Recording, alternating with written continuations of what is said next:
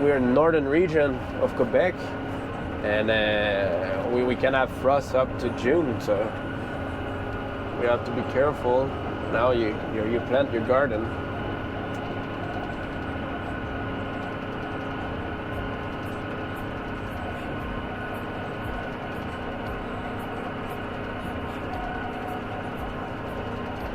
But yeah, you have to know, like, also, like, yeah, I'm sure you know, you have a lot of knowledge in your gardening. What are you growing? Where you're from?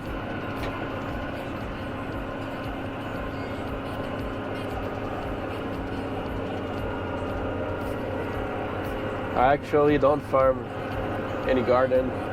My girlfriend has a garden. She's taking care of the garden. And for me, well, I can say that this field is my garden. I don't think you can call the field a garden. We actually grow some grains. So since we are into a northern region, we cannot grow any corn, any soya. So we mainly do small wheats, small grains. So I like wheat, barley, oats, and then some small peas as well. That's the production we have on the farm. So yeah. Now we're leveling up my soil. We're making sure that the water has been drained from the field. Making sure that all the holes, the little pools that can happen in the field are all filled up. And we're gonna seed some winter wheat in about a week now. How many chickens do you? Yeah, the main farming production here is eggs. You're right, and we have 100,000 chickens. So that's quite a lot.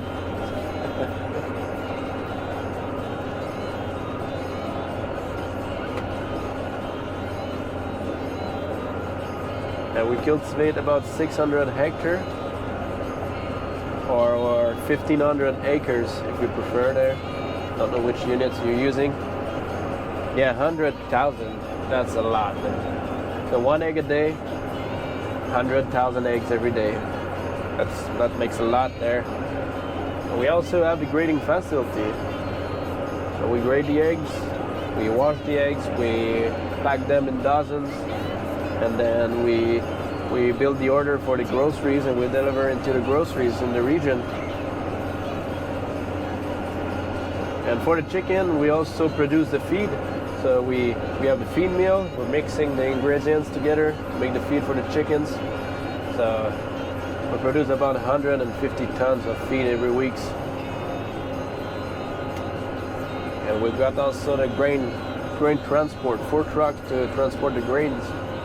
So 2 bike trains and 2 tanker. A lot of work here. Yo, well, thanks for the follow, Wrong Way.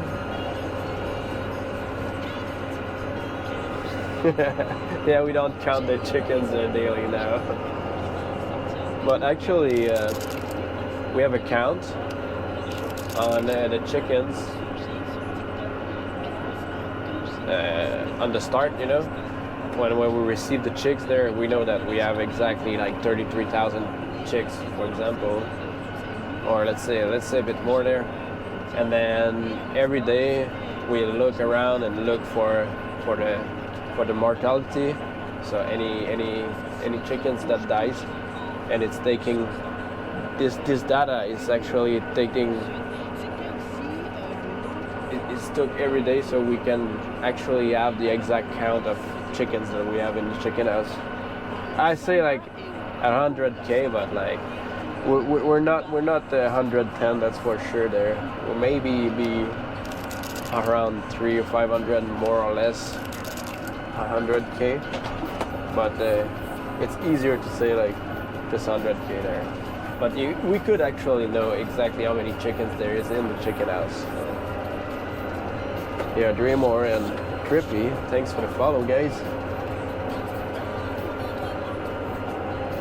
Yeah, it's quite precise on all the data that we're getting from the farming. You know, my brother just got like a little probe. It's a Wi-Fi Bluetooth little probe that has the humidity and the temperature. He wants to keep that into the fridge for the grading facility and know exactly like the temperature drops and height of the fridge, so you can know exactly what make some correlation on the time of the year or the days of the weeks when you got like any temperature change into your fridge there. So you want to keep some data and see like try to improve and get like the best constant temperature there. It's kind of one example that could be done with data. I'd say that in the field there we're not taking, well, I'm taking quite a lot. I mean, all the seeds, all the seed rates, all the fertilizer we're using, it goes to plus minus 1% of error. So if I want 1,000 kilogram per hectare, I'm gonna be plus or minus 20 kilogram off. But this is because of these things there. These little GPS, this is an auto tracker. This thing controls my wheel, so I can go straight lines into my field with that. And then I got another GPS that's controlling the rates of my spreaders on the back. And the two combines together makes a really precise farming there.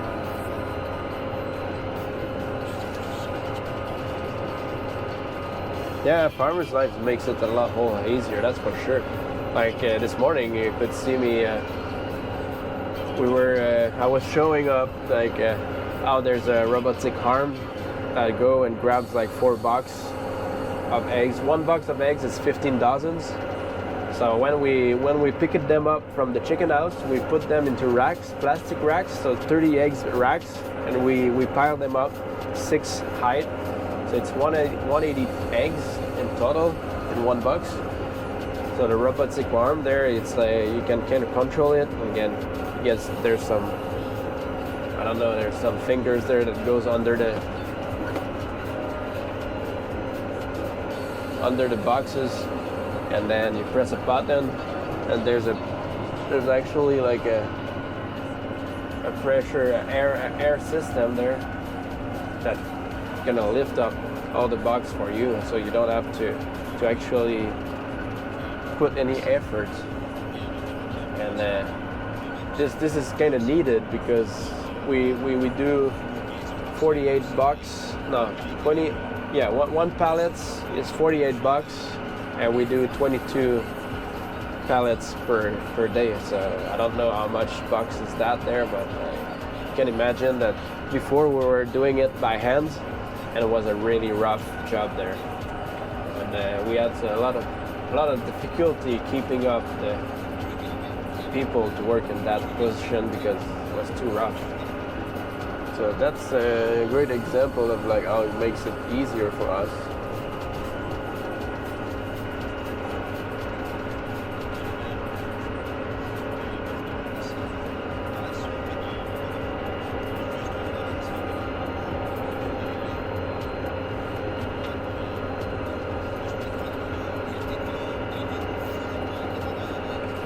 Yeah, there's a lot of maths, that's for sure, and you gotta be good like into your accountability. You gotta be good into your decision making, depending on what kind of revenue you're getting from what sector. Everything is calculated. You got your cost, production, then you got your sellings. If it's not,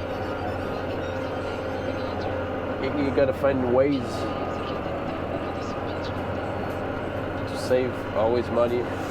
And now we are into actually in Canada, where we are at a point where all the what do you call that?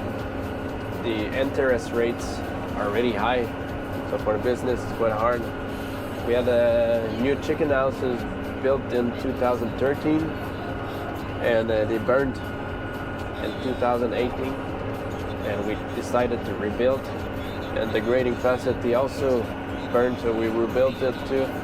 And so now we are quite affected by these interest rates, high interest rates there. But like this, yeah, there's you do everything by being a farmer. You're gonna touch on anything there. It's gonna be like a driver, you're gonna be like a mechanic, you're gonna be like a plumber, you're gonna do like some electricity. You always have to do everything there. So every day is a new day. You never know what's gonna happen. It's kind of a challenge. We've got a big business in the back that's running. But we have about 35 employees working for us, so we're not alone in there. But yeah.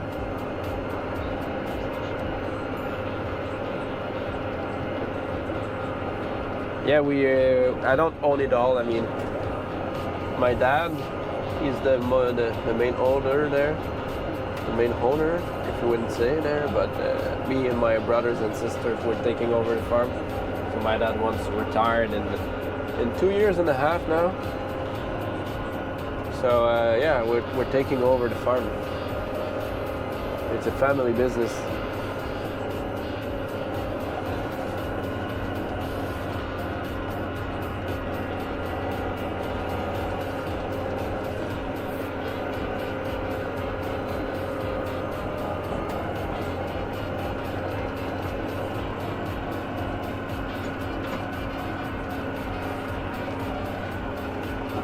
My grandfather started the farm in the 50s, around 1954, and he was originally a miner. We have a lot of mines around here in the region. There's a lot of gold mines,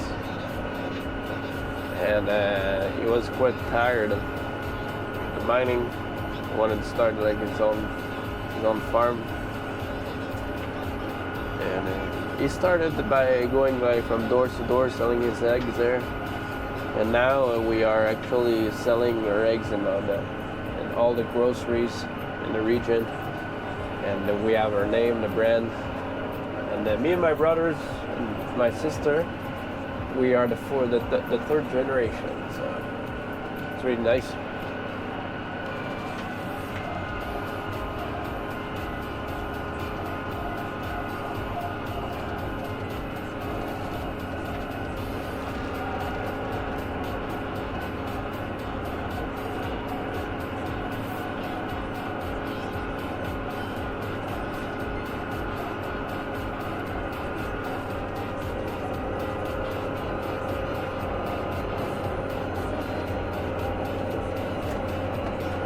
So you guys wonder why the blade is empty, sometimes it's full. We actually have some a depression over there where the water stays, and where the water stays in your field, there's no yield. Nothing's gonna grow there. So what I'm doing, I'm going on top of the hill, I grab some soil into my blade, fill it up like that. And then we're gonna pull it all the way down into my hose.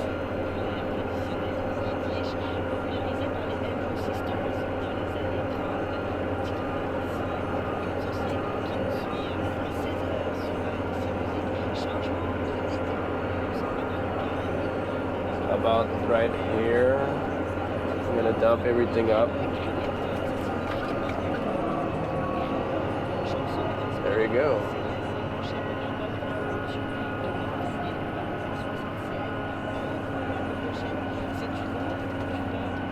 And we go back upstairs, up there, and bring back some more. I guess we can get the speed a bit higher now.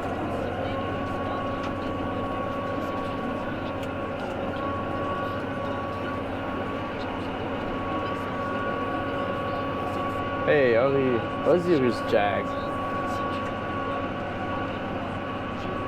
Hey. Ça fait longtemps qu'on s'est pas vu, mais oui. Ah, les viewers, c'est variable. C'est variable, mais aujourd'hui, ça s'est tenu beaucoup autour de 20. Au début, on était sur la ferme, on était en train de faire charger mon camion, on a dépiné mon camion, j'ai mis un nouveau trailer. On a chargé mon trailer, j'ai été le vider pour l'éleveuse pour que le poussin puisse manger. Après ça, on a fait le transfert des chaudières. Il y avait beaucoup d'actions. C'est sûr qu'il y avait toujours un peu plus de monde dans ce temps-là. Alors, on est de retour sur la niveleuse. Yup. Oui, on a été assez chanceux. On a eu un raid direct en partant quasiment un matin aussi, là, de 40 personnes. Là.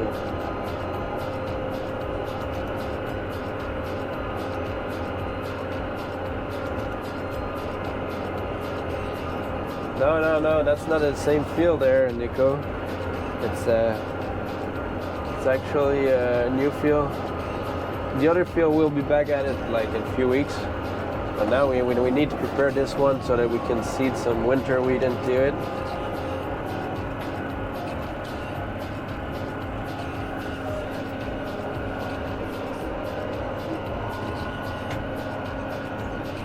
So yeah, it's a new field, totally new one.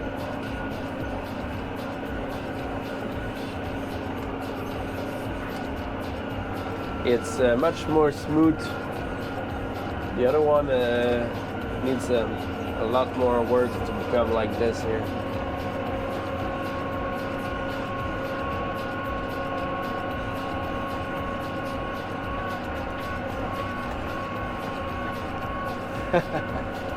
Yeah, you're impressed.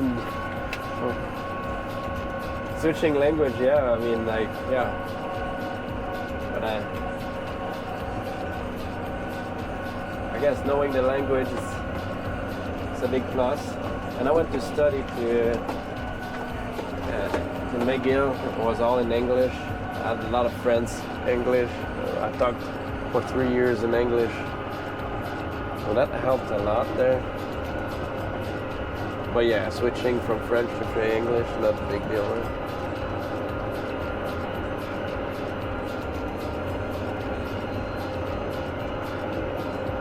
But yeah, French is my first language there. You probably have guessed it.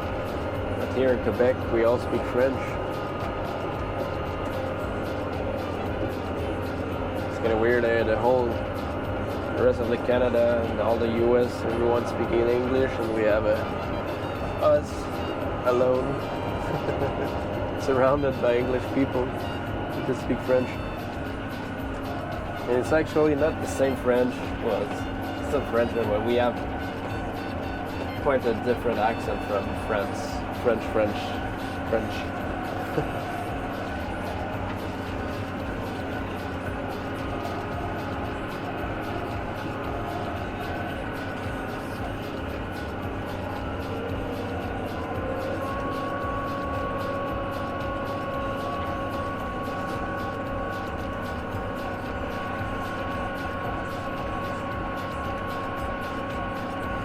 But I guess with some practice, you're better and better. My English is not perfect too, so.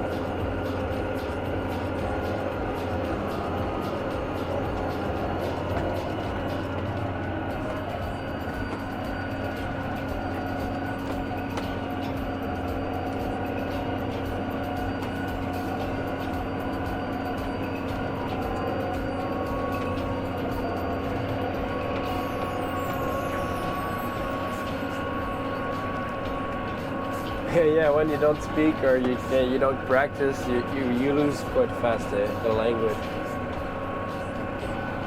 I think I always liked language. Now we're learning like Japanese with me and my girlfriend. We went to Japan last year and then we want to go back in a year and a half.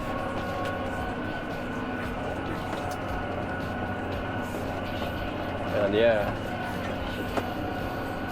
because she's kind of like you. She's a hard worker for learning, and like me, it's like really easy.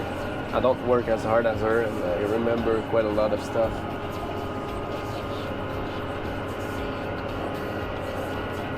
C'est la cérémonie de fermeture, ah oui. C'est présentement allez, ça a bien été. Le Canada a battu leur record.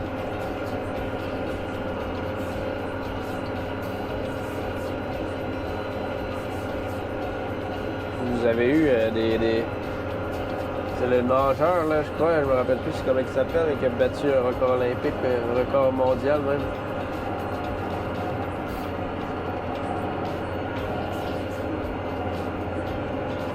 J'ai même pas vu la France est 5e, ok.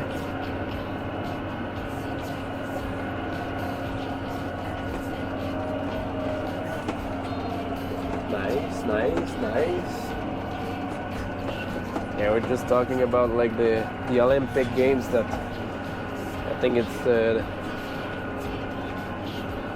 closure ceremony that is happening right now. So Lapinu he's from France, and it's actually happening right at his place there. Premier pays européen. Oh, nice. C'est quoi, c'est la Chine, les États-Unis qui sont en premier, j'imagine, avec le Japon. Nous, le Canada, on était comme 9e ou 10e, je crois. Je trouve ça très surprenant pour le petit pays qu'on est. Ben, le petit pays, on est énorme comme pays, mais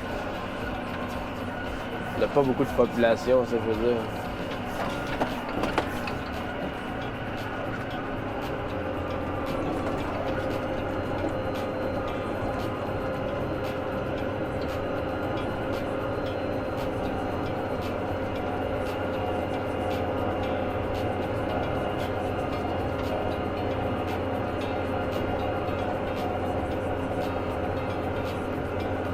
Yeah, I like watching the Olympics when it's happening there. But I didn't watch as much as I would have liked there.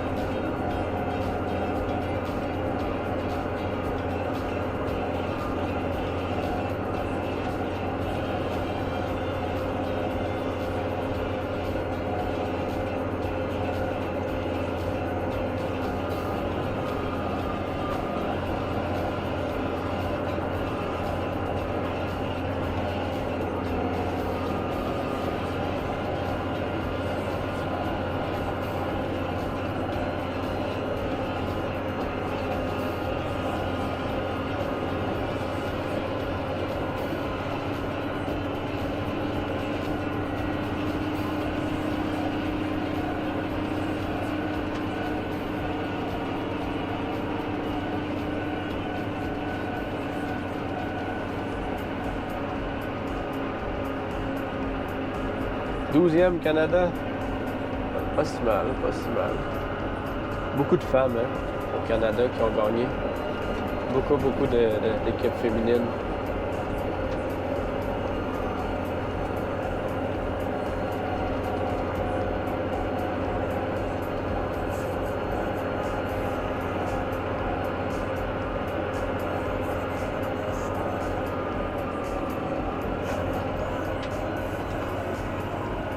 Et top 5, man. C'est quand même bon. C'est incroyable.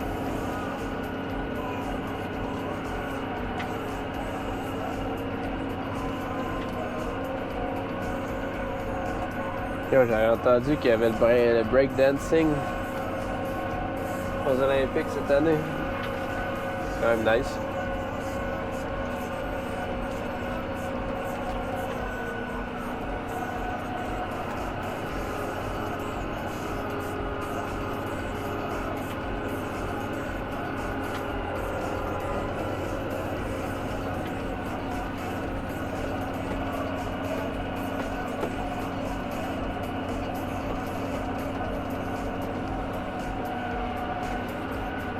Léon Marchand. C'est lui, ça. Léon. C'est lui qui a fracassé les records mondiaux de la nage. C'est qu'il a une bonne paire de palettes comme main, lui.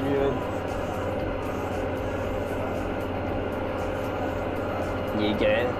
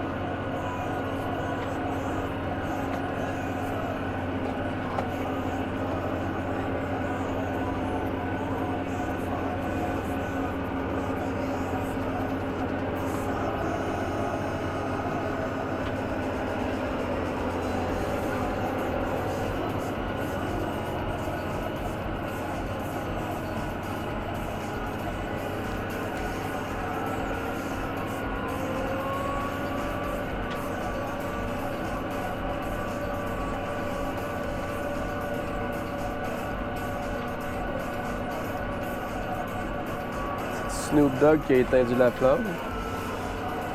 Il s'est allumé un gros crise de pétard.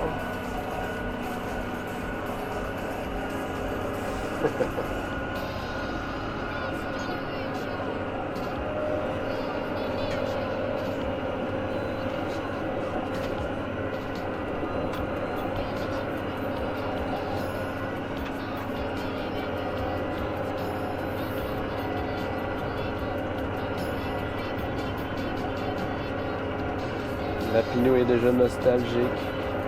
Il pleure.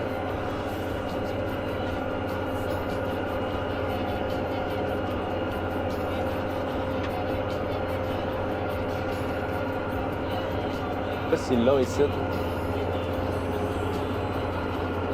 Ah.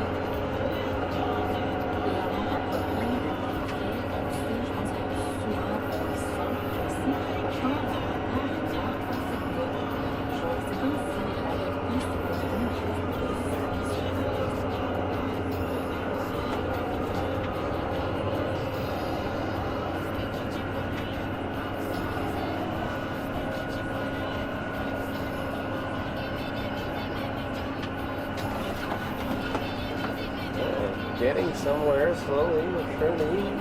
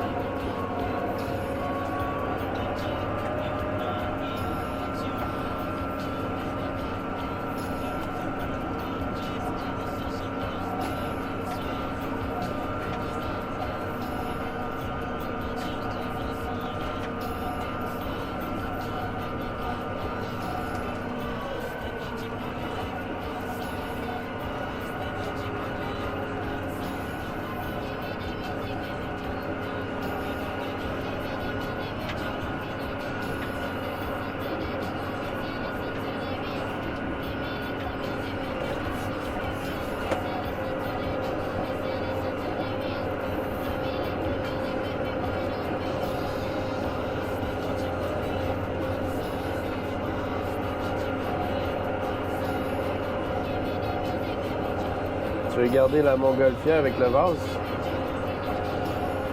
Hein? Je comprends pas, man. Je m'ai perdu. Tu m'as perdu.